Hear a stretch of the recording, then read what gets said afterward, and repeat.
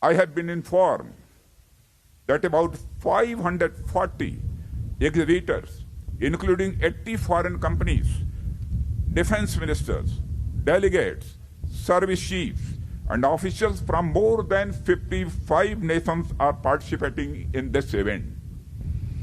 It reflects the growing optimism of the global community and the level of confidence felt in the emerging capabilities of India. The gracious presence of defense and foreign affairs ministers, service chiefs, officials, and delegates who have arrived from various countries and far-off places has added a greater significance in value to the event.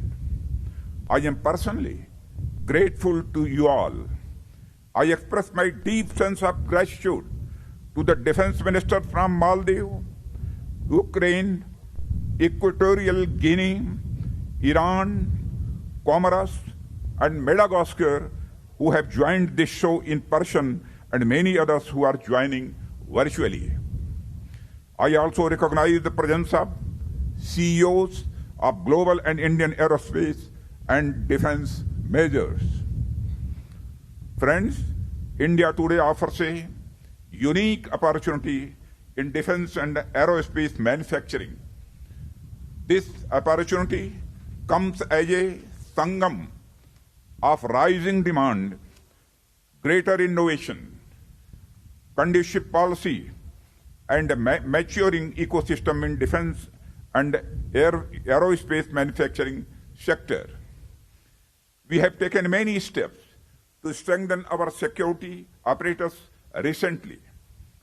Domestic manufacturing of bigger and complex defense platforms has now become the focus of our policy under the Atmanirbhar Bharat Abhiyan. We plan to spend $130 billion on military modernization in the next 7 to 8 years. The government of India has enhanced FDI in defense sector up to 74% and 100% to the government roof.